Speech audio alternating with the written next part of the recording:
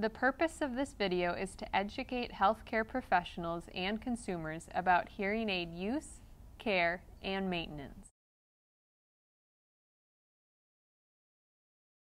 The right hearing aid should be marked with red and the left hearing aid with blue.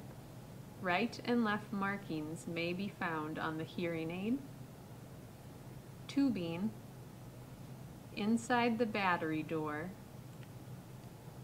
or on the ear mold. For a behind-the-ear hearing aid, the ear mold should be periodically washed with mild soap and water. Before doing so, detach the ear mold from the hearing aid. Dry the ear mold thoroughly, and if there is any water in the tubing, blow into the tube. Remember, the processor should only be wiped down with a dry, soft cloth. If the hearing aid receiver is contained within the ear mold, do not wash. This will ruin the electronics. For other styles of hearing aids without ear molds, do not use any soap or water to clean, only a soft, dry cloth. The tubing on behind the ear hearing aids needs to be replaced every 6 months. If you notice that the tubing is getting hard or cracking, bring it in to the audiologist. The hearing aid itself should not get wet. Make sure that you or the patient removes the hearing aid before bathing, showering, or swimming. Hairspray, gels, and cream should be applied before putting on the hearing aid. If these elements come in contact with the hearing aid, they can plug one of the ports, causing the hearing aid to malfunction. If the hearing aid does happen to get wet, place in the provided dry aid kit. Directions on how to use the kit should come on or within the package. The dry aid containers will help absorb moisture from the hearing aid when it is not in use. These can be especially useful in humid environments. Never place the hearing aid in the microwave or oven to remove moisture. Do not place the hearing aid on a heat source, such as a radiator, hairdryer, or leave in the sun. Also, please be careful not to drop the hearing aid. Pieces inside can be displaced and malfunction after being dropped. Store the hearing aid in a container away from pets and children.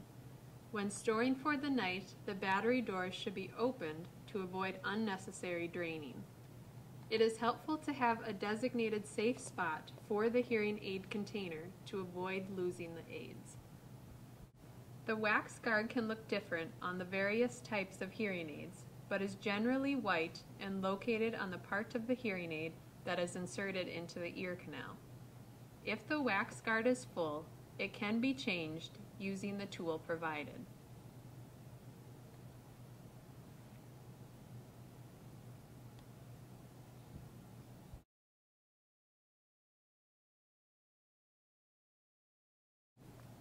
Each day, the hearing aid can be wiped down with a soft, dry cloth. This will help to remove any oils, wax, or other debris such as hairspray that may be on the casing. You can also check for wax by inspecting the portion of the hearing aid that is inserted into the ear canal. Wax in these places may stop the sound from entering the ear. If you do notice wax, you can gently remove it using a brush or wire pick, such as the one shown here. Be sure to brush or pick wax out from the aid so as not to push wax further down. In cases where the hearing aid is worn behind the ear, there may be wax in the tubing. To clean this tubing, you may use a long, flexible wire. This is threaded through one end and pulled out the other. The wax will be pushed out as the wire exits the opposite end. You may need to twist the wire in a circular motion as it is removed to get all of the wax. Do not use objects like toothpicks or pins to remove wax, as they may cause damage to the hearing aid. Each night, the hearing aid should be removed from the ears and the battery doors opened to turn the devices off.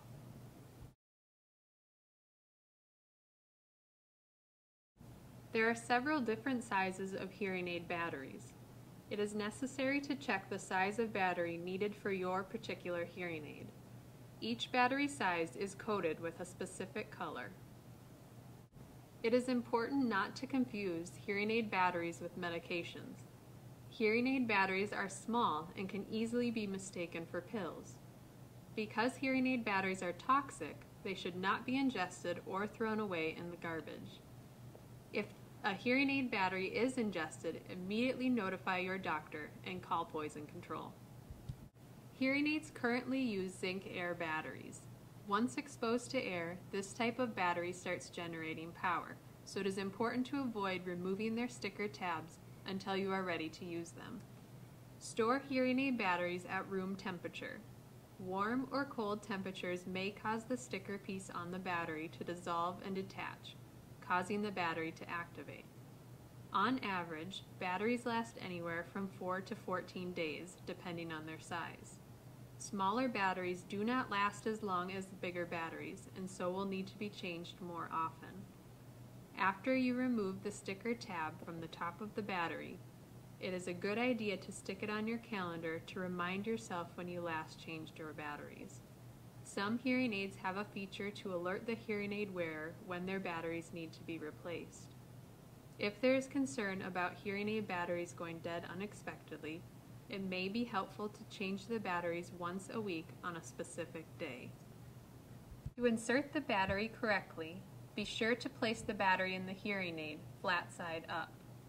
If you insert the battery upside down, the battery door will not close. Changing the battery can be difficult in smaller hearing aids.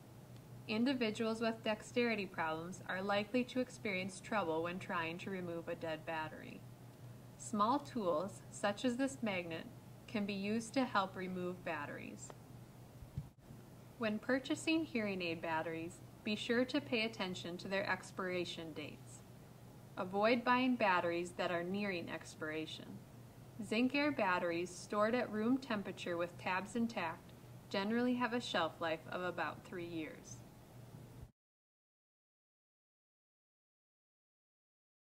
If the hearing aid does not appear to be working, make sure that the volume control is turned on or up. Not all hearing aids will have a volume control. In some cases, a separate remote control may be required to make adjustments. If you are not sure the batteries are working, you can quickly test them by holding the hearing aid in your hand, closing your hand around the hearing aid, and listening for a whistling sound. If the hearing aid makes a whistling sound, the batteries are working. If you are still unsure, change the battery. When you are changing the battery, check and make sure that the contacts that touch the battery are not corroded, rusty, or discolored. If they are, the hearing aid will need to be taken back to the audiologist. If the batteries appear to be working, but the hearing aid user is still having trouble, check the part of the aid that inserts into the ear. If there is a lot of wax buildup, this can block sound. Try brushing the wax away gently. If the tubing has moisture built up inside, sound can be blocked. Try putting the hearing aid in a dry aid kit for a few hours to remove moisture. If the hearing aid becomes immersed in water, immediately remove the hearing aid from the water. Open the battery door and take the battery out. Set the hearing aid in a dry aid kit so that it has an opportunity to dry. If that does not work, the hearing aid may need to be taken back to the audiologist. If there are no apparent signs of malfunction and the hearing aid user is still struggling, their hearing may have changed and the hearing aid may need to be reprogrammed to better fit their loss. It is recommended that individuals have their hearing checked annually.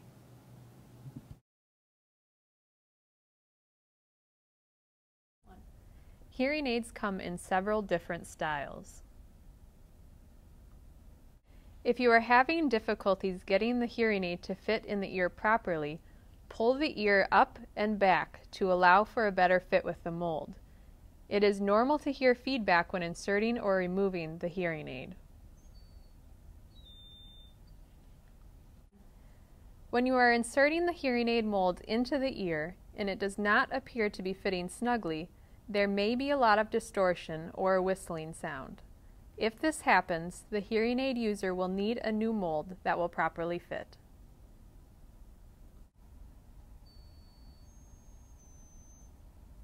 If the hearing aid is making a whistling sound and the mold is fitting snugly, try covering the end of the mold while covering up the microphone. If the whistling sound does not stop,